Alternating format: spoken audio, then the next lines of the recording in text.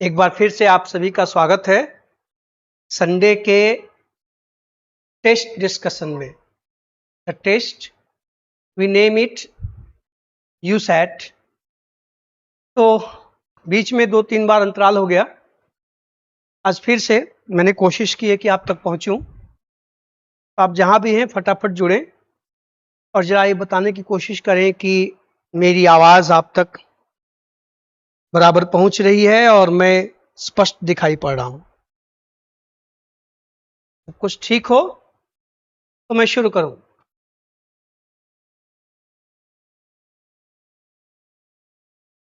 Am I audible and visible? चलिए शुरू करते हैं पहले क्वेश्चन से। जैसा कि दिया है कि choose the word which best expresses the meaning of the given word and mark it in the answer set. मतलब सिनोनिम्स चुनना है। तो सिनोनिम्स का आपका जो पहला क्वेश्चन है आज का वो है एडुअस। आर्डुअस, ये देखिए, और लास्ट में क्या लगा हुआ है? ओ यू एस। जिस शब्द के अंत में ओ यू एस लगा हो वो बेसिकली क्या होता है? एडजेक्टिव। तो चुनते समय सबसे पहले तो आपको वर्ड के पार्ट्स ऑफ स्पीच को देख लेना चाहिए।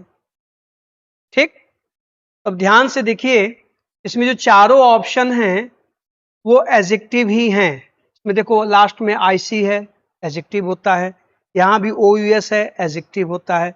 स्ट्रॉन्ग एडजेक्टिव है, आपको पता है, और फर्वेंट भी एडजेक्टिव। अब आपको चुनना है इसमें से आंसर। क्या चुना आपने? डी। अच्छा, देखिए आर्डुअस का मतलब होता है, इसके दो मतलब होते हैं। एक तो इसका मतलब होता है कि अ वेरी डिफिकल्ट टास्क, जिसको करना मुश्किल हो। ठीक है। और दूसरा होता है फुल ऑफ एंथुजियाज्म, बहुत उत्साह में, जोश में किसी काम को करना। ठीक है। तो इसके दोनों सिनोनिम्स हैं। एक तो हार्ड, पहला इसका इसका स्टेनस का जो है कि हार्ड टू अचीव। एक तो इसका मतलब होता है कि जिसको प्राप्त करना कठिन हो, अर्थात डिफिकल्ट। इसका एक सिनोनिम्स होगा डिफिकल्ट, जो यहां पे है नहीं। और इसका दूसरा मतलब होता है कि किसी ऐसा काम जिसको करने में बहुत ज्यादा क्या लगे? हार्ड लेबर लगे, मतलब which needs a lot of labour, hard work ना। तो उस हिसाब से ये जो स्टेनस है, स्टेनिवस, इसका मतलब होता है हार्ड वर्क या लेबर। तो इसका आंसर होगा डी। एक फर्स्ट क्वेश्चन का आंसर डी, स्टेनिवस।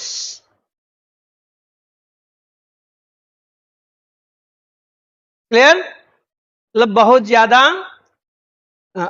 अच्छा, इसमें उत्साह भी है। कठिन काम है तो उत्साह भी रहेगा, है ना। जहां पे आपको बहुत ज्यादा जेलस की आवश्यकता हो, प्रयास की आवश्यकता हो, ठीक है, उसी को कहते हैं, जहां बहुत ज्यादा एफर्ट लगाना पड़े उसको स्टेनियस कहते हैं। स्टेनियस इसका आंसर होगा। बाकी जो फर्वेंट है, तो फर्वेंट का प्रयोग मतलब जो बहुत ज्यादा गर्म हो, ग्लोइंग हो, चमकीला हो। जैसे द फर्वेंट सन, मैं कहूं द फर्वेंट सन, मतलब चमकता हुआ, जलता हुआ सूरज। तो फर्वेंट का मतलब वेरी हॉट, वेरी हॉट, अथवा ग्लोइंग, चमकता हुआ। ठीक, या फर्वेंट का प्रयोग हम लोग, मैं यहां लिख रहा हूं, देखिएगा, इमोशनल कि इसके लिए लिख रहा हूं, जगह चूंकि आज पीपीटी बन नहीं पाया इसीलिए थोड़ी मजबूरी है। फर्वेंट का मतलब जेलस भी होता है, JEALOUS, जेलस, मतलब full of energy, full of enthusiasm, बहुत ज्यादा उत्साह जिसमें हो, इसका मतलब जेलस भी होता है। जब मैं जेलस कह रहा हूं तो ध्यान रखिएगा, ये भी जेलस है। दोनों जेलस हैं, होमोफोन्स हैं, जेलस जेलस। बस अंतर क्या है, यहां जेड है ज पढ़ेंगे, यहां जे है ज पढ़ेंगे। ये जेलस है और ये जेलस है। इसका मतलब फुल ऑफ एनर्जी, एंथुजियाज्म। और इस जेलस का मतलब आप समझ रहे हैं, किसी से ईर्ष्या करना। Are you jealous of me, हमसे तो जलत हुआ का, ये होगा, ठीक। और ये जेलस, दोनों जेलस हैं। प्लस साउंड पे ध्यान रखिएगा, नहीं कि इसको जीलस पढ़ दीजिएगा। जेलस जेलस दोनों एडजेक्टिव हैं। एक का मतलब उत्साही, ऊर्जा से भरा हुआ, और एक का मतलब ईर्ष्या से भरा हुआ। तो ये जो फर्वेंट है, इस फर्वेंट का मतलब ये भी होता है उत्साह में होना, जोश में होना। ओके, चलिए नेक्स्ट क्वेश्चन पे देखिएगा। Next question, question number 2। In the following question, अब यहां पे क्या कह रहा है कि विच ऑपोजिट इन मीनिंग। अब उल्टा कह रहा है कि उल्टा बताइए इसका ऑपोजिट क्या होगा। तो पहले तो ये जो वर्ड है, ये जो वर्ड आपके सामने है, पहले इसका प्रोनाउंसिएशन आप जाने।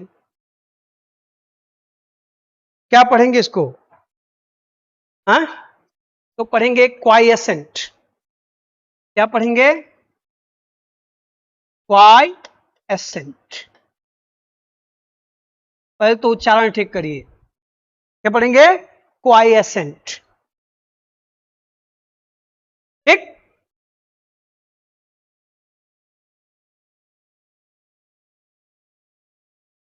बोलो जी। और क्वाइएसेंट के दो मतलब होते हैं। एक तो इसका मतलब होता है रिपोज, आराम करना ना, ट्रैंक्विली, रेस्ट, एकदम शांत चित्त होके पड़े रहना, आसानी है। और इसका, ठीक है, या इसका एक मतलब होता है causing no trouble, no symptom. जैसे कुछ बीमारियां होती हैं, समझ लीजिए किसी के पेट में पथरी हो गया, गॉल स्टोन्स हो गया, तो कुछ होता है कि उसको ऑपरेशन कराना पड़ता है। कुछ को कहते हैं कि यार हानिकारक नहीं है, ये दवा से गल जाएगी। इस अमृतसर को ही शायद 10 mm तक के आसपास का हुआ था, होम्योपैथ की दवा खाए निकल गई। तो डॉक्टर कहता है कि ये क्वाइएसेंट स्टोन है, मतलब ये आपको तकलीफ नहीं देगी, परेशान मत होइए, ठीक हो जाएगा। आई बात समझ में। तो क्वाइएसेंट का मतलब जो हार्मफुल नहीं है, जो अनहार्मफुल है, जो आपको ट्रबल नहीं पहुंचाता, अर्थात शांत है। तो ट्रबल कौन नहीं पहुंचाएगा, जो बिल्कुल इनएक्टिव रहेगा, पड़ा रहेगा चुपचाप ना। तो इसमें देखो वर्ड है ना, क्वाइएसेंट का मतलब आराम की अवस्था में रहना, है ना। अब ये पूछ रहा है ऑपोजिट वर्ड, तो ऑपोजिट में अब इसमें क्या कहा जाए, बड़ा अजीबोगरीब लोग जो है। हाँ, अब इनोसेंट मतलब नादान, इग्नोरेंट की स्पेलिंग गलत है, ये यू नहीं रहेगा। इग्नोरेंट मतलब जिसको कुछ पता ना हो। डॉर्मेंट का मतलब होता है बिल्कुल क्या करना, कोई चीज जैसे डॉर्मेट्री होती है ना, जाके सोए रहना, पड़े रहना। तो देखो पूछ रहा है ऑपोजिट मीनिंग में, लेकिन यहां जो दिया गया है, ठीक है। अब देखो इम्प्रॉपर, जो प्रॉपर नहीं है, तो यहां पर ये जो वर्ड है इसका भी मतलब होता है इनएक्टिव, पड़े रहना, शांत पड़े रहना। समस्या ये है कि इसमें एंटोनिम्स है ही नहीं। अगर हम देखें इन सभी वर्ड्स की बात, तो इग्नोरेंट की स्पेलिंग गलत है, पहले से यू हटा दीजिए। तो इग्नोरेंट मतलब जिसको किसी चीज का ज्ञान ना हो, देश दुनिया से जो अनजान हो। इनोसेंट मतलब आप समझ रहे हैं, जो निर्दोष है। इम्प्रॉपर जो प्रॉपर नहीं है ना। और डॉर्मेंट मतलब जो इनएक्टिव है, लेजी है, पड़ा हुआ है ना। डॉर्मेट्री होती है ना, डॉर्मेट्री में आप क्या करते हैं, जाके सो जाते हैं। तो डॉर्मेंट का मतलब भी not active, growing now but able to become active to grow in future. अभी एक्टिव नहीं है, भविष्य में एक्टिव हो सकता है। इन दैट केस अगर देखा जाए तो अभी कह रहा है कि जो शांत है, आराम की अवस्था में पड़ा है, तो कभी उठ सकता है ना। तो ये इसका नजदीकी शब्द है, लेकिन ये इसका सिनोनिम्स है, एंटोनिम्स नहीं है। इसमें एंटोनिम्स कोई ऑप्शन ही नहीं है। ऐसे ही पेपर बनाते हैं लोग क्वेश्चन बैंक वाले, हम लोग मजबूरी में अब क्या करें, या तो बैठ के क्वेश्चन बनाया जाए। खैर, जो है उसी से काम चलाइए, है ना। पूछिए, एंटोनिम्स रहा है, और ऑप्शन में, हाँ, अब इम्प्रॉपर का मतलब dishonest, Morli wrong, not suited और अप्रोप्रिएट टू द सिचुएशन। क्या क्या मतलब, कोई मतलब नहीं। ये सब डिफरेंट वर्ड है, इसमें वही एक वर्ड है लेकिन वो ऑपोजिट नहीं है, वो सिमिलर है ना। उसी के साथ जाइए, वो उसका सिनोनिम्स है। ठीक, चलिए आगे बढ़ा जाए। Next, third question. तो थर्ड क्वेश्चन में 4 वर्ड्स आर गिवन, या हो सकता है टाइप करने वाले क्वेश्चन में अपोजिट टाइप कर दिया हो, पूछा सिनोनिम्स हो, हु नोज। उसमें कोई ऑप्शन है नहीं, ध्यान रखिएगा। 4 गिवन आउट ऑफ विच आपको सही स्पेलिंग चुनना है। कौन सी स्पेलिंग करेक्ट है, किसको चुना है?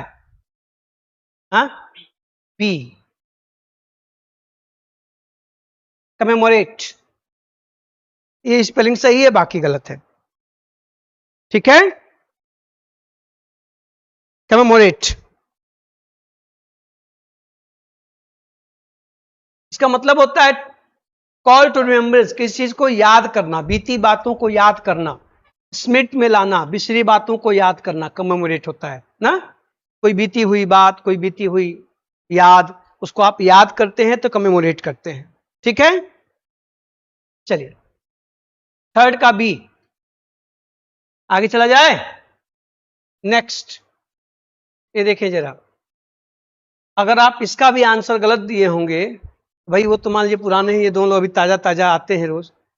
ये देखिए कि लिखने की हैवी के अलावा मेरे पास और बहुत से आइडियाज हैं शॉर्ट स्टोरी के लिए, जिसको आगे सोचने की जरूरत है। क्या होगा यहाँ पे, बिसाइड की बिसाइड्स होगा ना, अभी पढ़ ही रहे हैं हम लोग ना। ये देखिए आंसर ए, बिसाइड की जगह बिसाइड्स। फोर्थ का ए, थर्ड का बी। हाँ जी अमन, आप आए क्यों नहीं? मतलब सवाल है कि कल मैंने कहा कि टेस्ट ले लेता हूं, वैसे भी एक तो चुनाव की ड्यूटी, ये ड्यूटी, मुझे भी संडे को सोने का मन करता है। जो 4-5 आते हैं, ये सब चीजें नहीं कहनी चाहिए, मैं लाइव हूं, बुरा लगता है। एक बार भी नहीं कह सबके सर रहने दीजिए, टेस्ट मत लीजिए। मतलब इसमें कौन सा, अबे ठीक है, अब कहते कि मत लीजिए।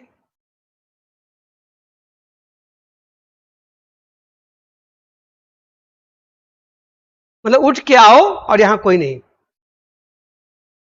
खैर, सब अनुभव है जिंदगी के, कोई बात नहीं। चलिए जो आए हैं उनको क्यों, जो आए हैं उन्हीं के साथ चला जाए। देखिए जरा, क्लियर है, यहां बिसाइड की जगह besides. He recommended my case, तो रेकमेंड टू होता है, क्या नहीं बोल रहे हैं, recommend to. He recommended my case to the supervisor, इसका आंसर सी, फिफ्थ का सी। घर पे कुछ, चलो ठीक है कोई बात नहीं। फिफ्थ का आंसर सी, विथ की जगह to.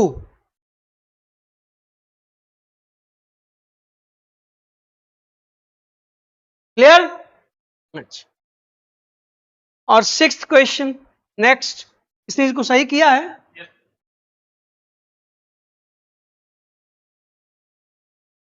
Sixth question, her knowledge of English in नहीं, ठीक है, he has a great knowledge of English. In English क्या होता है? Her knowledge of English gives her great advantage over me, है ना, इनकी जगह ऑफ। अब ऐसे ही सवाल आते हैं, यही सवालों का दम है। इतना आप कुछ नहीं सोचते हैं कि इतना पढ़ाता है, ये छोटे छोटे सवाल पूछता है। खैर चलिए, जो भी है वो तो है ही। आगे बढ़ा जाए। इसका आंसर ए।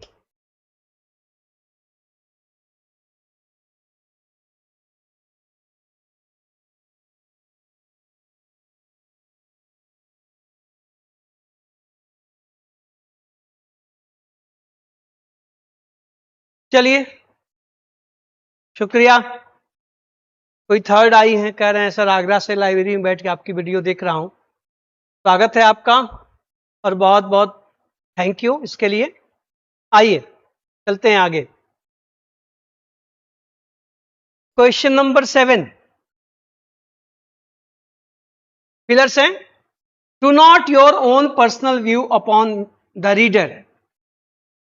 रीडर ही नहीं, वोटर। चुनाव का मौसम है, चाहे मतदाता हो चाहे पाठक हो, कोई भी हो, आपको क्या करना चाहिए? उनके ऊपर अपनी राय लादनी नहीं चाहिए। क्या होगा? इम्पोज ना, नहीं एक्सपोज करना। आजकल देखिए चल रहा है, कोई किसी को एक्सपोज कर रहा है, कोई किसी को एक्सपोज कर रहा है। नया नया एक्सपोज अभी फिर से दिल्ली में हो रहा है, आप देख ही रहे हैं। इंटरपोज और एक्सप्रेस। एक्सप्रेस का मतलब व्यक्त करना, आप समझ रहे हैं, और इंटरपोज का मतलब होता है to add something between a talk और बिटवीन टू थिंग्स और टू पीपल। दो लोगों के बीच में किसी आके ए था जगह बना, इसको बीच में बिठा लो, लाइन लगी है, घुस जा तुम बीच में, घुस जा। इंटरपोज। या बातचीत करते समय, बात के दौरान बात में कोई बात ऐड कर देना। लिख लो, टू ऐड अ क्वेश्चन और remark into a conversation. Interpose का मतलब टू ऐड अ क्वेश्चन और रिमार्क, कोई टिप्पणी जोड़ देना ना, into conversation, into conversation. CONVERSATION, into conversation. बातचीत के दौरान, है ना, कोई बात उसमें ऐड कर देना, या दो चीजों के बीच, दो लोगों के बीच किसी तीसरे को सेट कर देना, फिट कर देना, उसको भी इंटरपोज कहते हैं। और इंपोज मतलब लादना, आप समझ रहे हैं। बोले साहब, इसका आंसर डी। चले आगे, चलो भैया next. Question number 8। This school isn't. अब देखो इजंट है तो नेगेटिव में एनी आता है, बिल्कुल सच है। तो यहां एनी एनी तो आया है, लेकिन इसके बाद एडजेक्टिव आना चाहिए। डिफरेंस नाउन है, ये भी डिफरेंस नाउन है, ये भी डिफरेंस नाउन है। वहां चाहिए का इजंट डिफरेंट। तो आप ये करें कि ये स्कूल स्कूल से बहुत ज्यादा अलग तो नहीं है। That's why the answer is a, more different. अगर वहां एनी होता, इसका मतलब बिल्कुल अलग नहीं है, एक जैसा है। और इजंट मोर डिफरेंट मीन्स बहुत ज्यादा अंतर नहीं है, थोड़ा बहुत है ना। यहां पे क्या होगा? Isn't more different from the last one. उससे कुछ ज्यादा अलग तो नहीं है ना, थोड़ा तो अंतर है। एनी होता क्या होता? मतलब है ही नहीं, दोनों एक जैसे। ठीक है, चलिए next. I have decided for my course of action. Decided for होता है ना, अपने जब प्रयोग करोगे ना, decided for my course of action. और जब एक्शन हो तो I have decided to do it. Decide to infinitive आएगा। यहां पे क्या है कि मैंने अपने हिस्से का, जो मेरी जिम्मेदारी है, उसका मैंने फैसला कर लिया है। I have decided for. अब मैंने जाने का फैसला किया है, I have decided to go. मैंने अपनी जिम्मेदारी का निर्णय कर लिया है तो क्या होगा, आई have decided for my responsibility, I have decided for my action, I have decided for my part of job, etcetera etcetera. Okay, so the answer should be for. Okay, ठीक है, चलें आगे. इसने सही किया है इसको, देखें जरा. Next question number 10. अभी इडियम्स एंड फ्रेजेज हैं जिनको आपको 2 क्वेश्चन हैं. देखिए जरा. पहला, to bury the hatches. To bury the hatches मतलब विवाद खत्म करना. To negotiate. ठीक, किसी विवाद को ना, मतलब विवाद खत्म कर देना. चलो भैया गड़े मुर्दे क्यों उखाड़ते हो, धूल डालो इस पे, मिट्टी डालो, अर्थात निगोशिएट कर लो. बातचीत के द्वारा मामले को हल करना. एनी डिफरेंट होना चाहिए, बिल्कुल ठीक है नहीं ना, तो क्यों एनी डिफरेंट, मोर डिफरेंट में क्या समस्या है भाई. मैंने कहा ना अमन करें एनी, एनी तो है नहीं ऑप्शन में, तो फिर मोर में कोई गड़बड़ी नहीं है. ये कहां लिखा है कि मोर अफर्मेटिव में ही केवल आता है भाई. या उससे बिल्कुल भिन्न नहीं है तो एनी डिफरेंट, इससे कुछ ज्यादा भिन्न नहीं है तो मोर डिफरेंट. ठीक है, कोई प्रॉब्लम नहीं है. यहां पे ध्यान दीजिए, क्या होगा, निगोशिएट करना, बातचीत के द्वारा मामले का निर्णय निकालना, हल करना. सेलिंग लाइक हॉट केक्स, हाँ कहते हैं कि ना हॉट केक, अर्थात to have a very good sale, खूब जम के बिकना. To have a very good sale. ठीक है, बोले भाई. Next question number 12. Scot free. Scot free का मतलब अनपनिश्ड.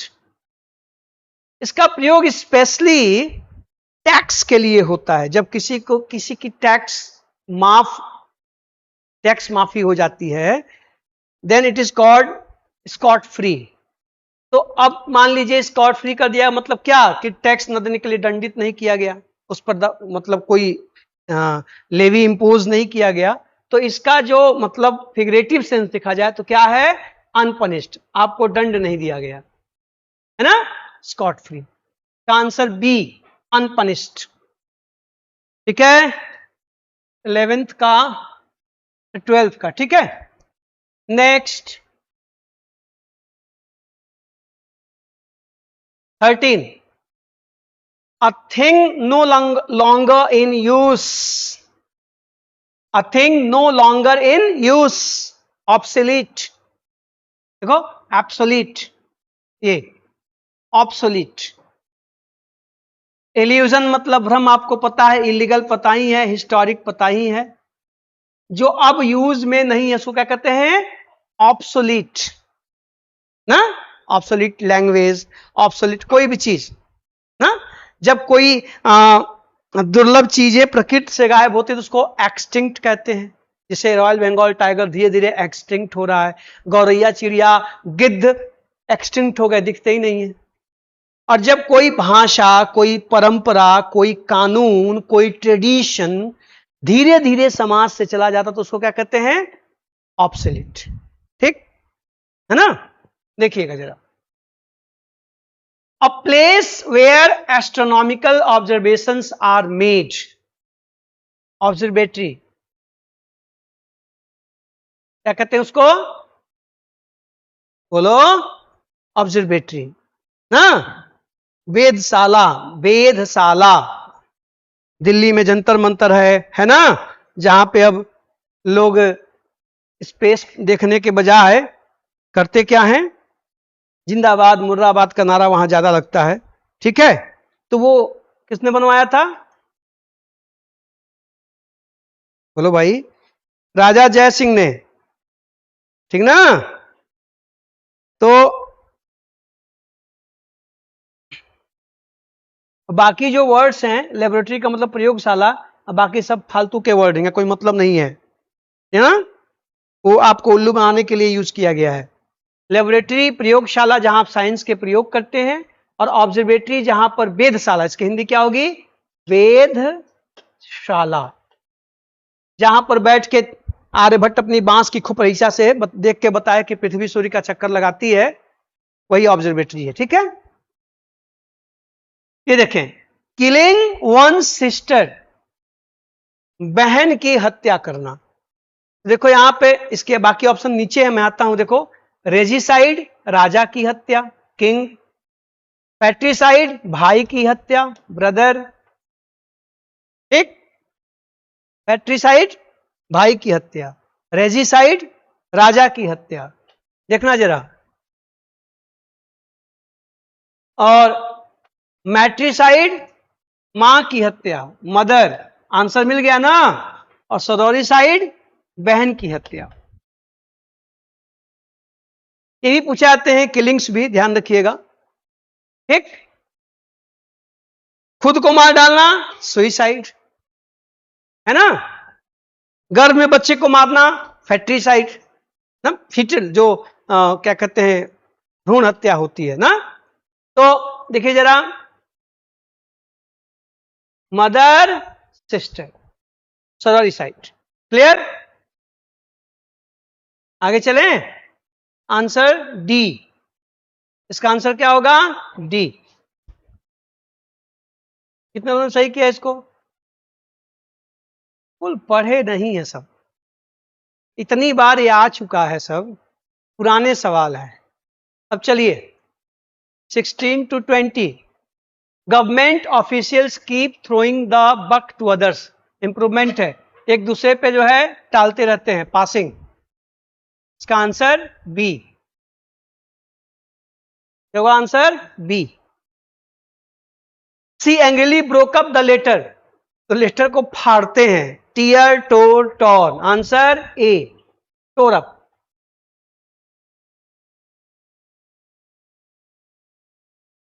बोलो भाई।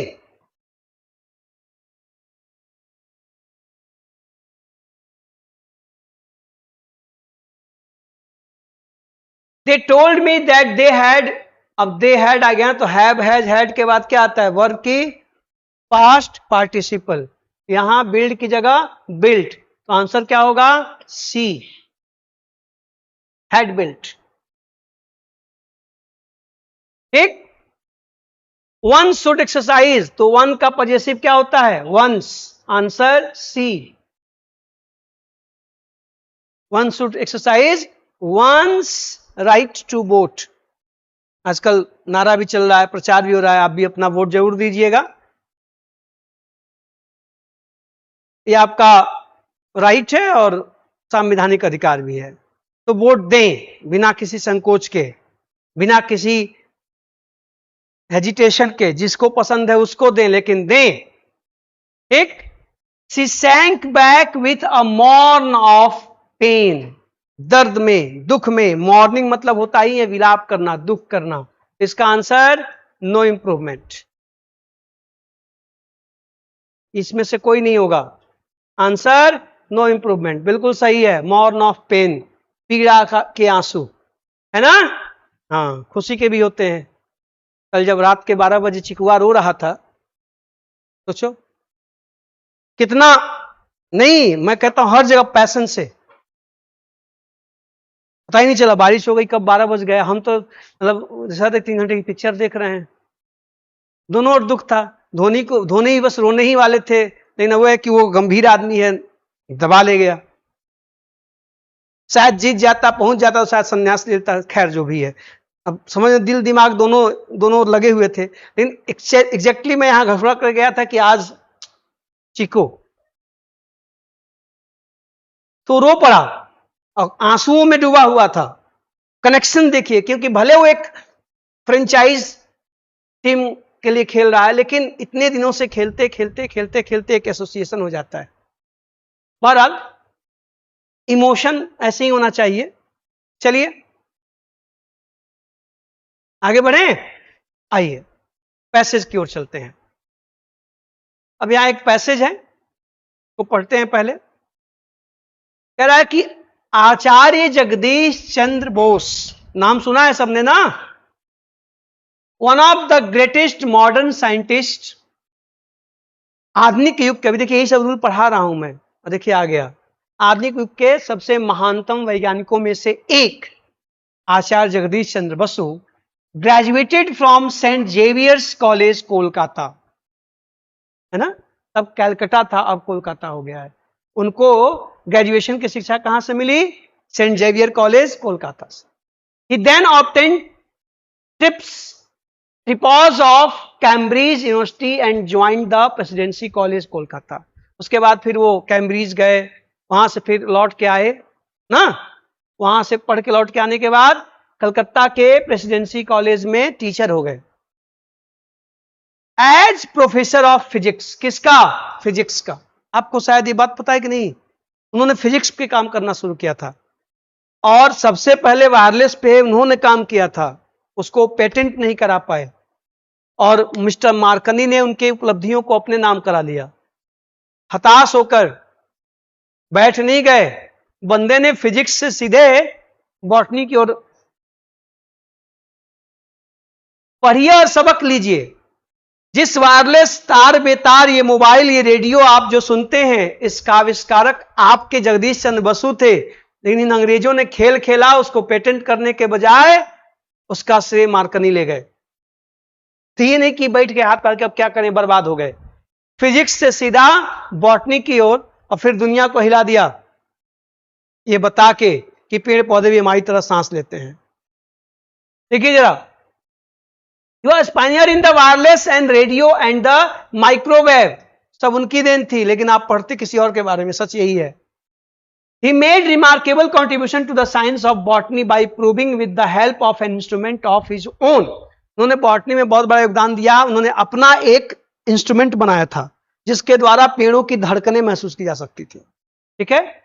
Of his own invention that not only do trees and plants have life, but feel pleasure and pain as we do. और उन्होंने उससे बताया कि उससे उनमें हमारी तरफ प्राण ही नहीं है, बल्कि हमारी तरह सुख और दुख को भी महसूस करते हैं।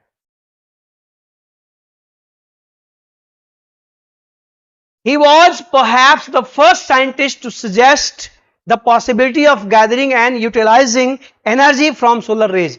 शायद वो दुनिया के पहले वैज्ञानिक थे जिन्होंने ये बात कही थी कि आज जो सोलर पैनल और टॉप रूफ की बात आपके प्रधानमंत्री, हमारे प्रधानमंत्री मोदी कर रहे हैं कि 0 बिजली का बिल हो जाएगा अगर ये सफल हुआ, तो सोलर एनर्जी की बात हो रही है कि हम सूर्य की किरणों से एनर्जी ले सकते हैं। इसको बताने वाला, इसकी ओर इशारा करने वाला पहला शख्स कौन थे? आचार्य जगदीश चंद्र बसु। देखिए, last but not least was the Bose institute which he founded in 1917। और अंतिम लेकिन कहीं से कमतर नहीं, उन्होंने अपना एक संस्थान स्थापित किया 1917 में। It was now become world and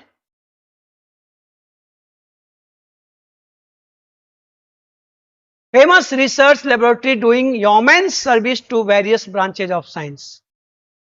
और एक फेमस लेबोरेटरी बन गई, प्रयोगशाला बन गई, जहां पे बहुत ही बहुमूल्य, ह्यूमंस मतलब बहुमूल्य, यहां बहुमूल्य के सेंस में है, वैल्यूएबल के सेंस में है। वैसे ह्यूमन सर्विसेज का मतलब होता है कि मतलब स्वेच्छा से ना, खासकर उस जमाने में जब घोड़सवार सेना होती थी, जब बंदूकें और घोड़े, तलवार तीर घोड़ा लेके निकलते थे, तो लोग स्वेच्छा से जो सेवा देते उसको ह्यूमन सर्विसेज कहते हैं।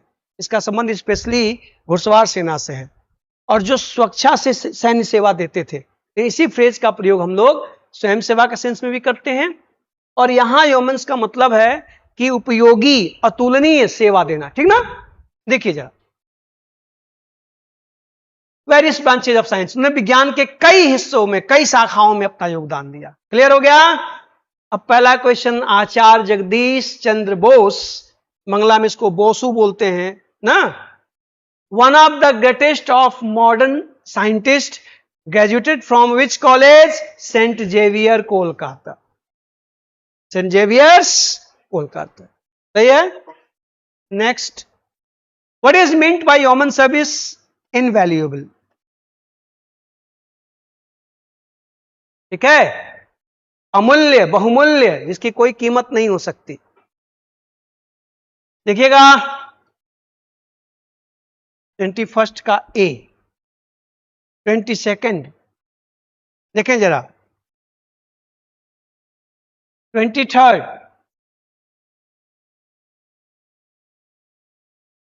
आचार्य Jagdish Chandra Bose was a pioneer in the discovery of the wireless radio and the microwave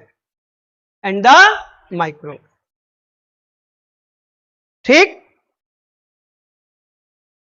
24th Jagdish Chandra Bose made remarkable contribution to the science of botany by proving with the help of an instrument of his own invention that trees and plants have not only life but feel happy and sad, या बोलो feel pleasure and pain as we do, D pleasure and pain, वो भी खुशी और दुख को महसूस करते हैं, ठीक है।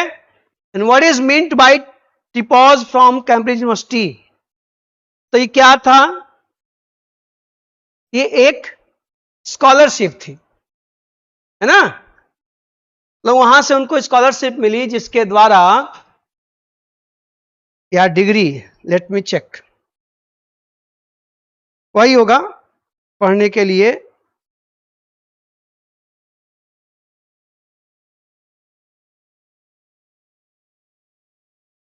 ट्राइपॉज for bachelor of arts degree in certain subjects Cambridge, ये होगा, डिग्री होगा इसका, और डिग्री ना, लिख लो ट्राइपॉज का मतलब, इसको ट्राइपॉज पढ़ते हैं, क्या पढ़ते हैं, ट्राइपॉज। ट्राइपॉज का मतलब लिख लो, the examination for a BA, the examination 3 साल का होता है ना, इसलिए ट्राइपॉज, कैम्ब्रिज विश्वविद्यालय इसको ट्राइपॉज बोलते हैं। The examination for a BA मतलब bachelor of arts degree in certain subjects at Cambridge university,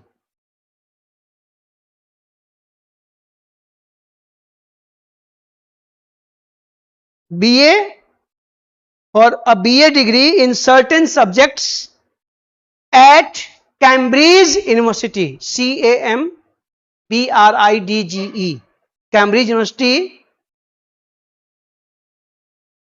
Cambridge University।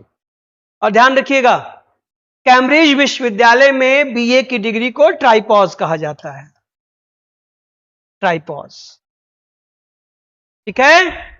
वहां से आप जब बीए करते हैं वही 3 विषय, अब तो मान लो 2 साल तो पता नहीं 5 साल क्या कुल नई शिक्षा नीति में आ गया है, तब यही परंपरा थी अंग्रेजी वाली कि 3 साल में बीए की डिग्री, बीएससी की डिग्री, तो जो बीए की डिग्री बेसिक डिग्री करता, अब देखिए साइंस पढ़ रहे तो उसको बीए ही कहा जाता था, बैचलर ऑफ आर्ट्स वही नाम था, तब बीएससी एमएससी नहीं था, जो भी पढ़ता था लेके उसको ट्राइपॉज कहते थे, और उसको बीए पास, इसी देखो श्याम सुंदर दास बीए उनकी अपनी तखल्लुस थी, श्याम सुंदर दास जी की, श्याम सुंदर दास बीए अपने आगे लगाते थे, तो समय जो भी ग्रेजुएशन करता था सबको बीए ही माना जाता था कैम्ब्रिज विश्वविद्यालय में, और उसको क्या कहता था, ट्राइपॉज।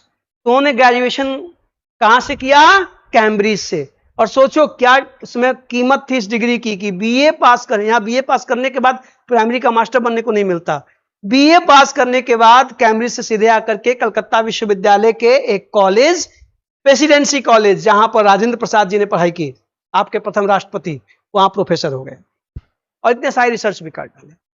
खैर, तो ये था आज का प्रैक्टिस सेशन, ये चलता रहेगा ऐसे ही, ठीक है, इसको संभालिएगा, चर्चा ही रहेगी। आपका दिन शुभ हो, हैप्पी संडे, थैंक यू, खुश रहिए, मस्त रहिए, स्वस्थ रहिए।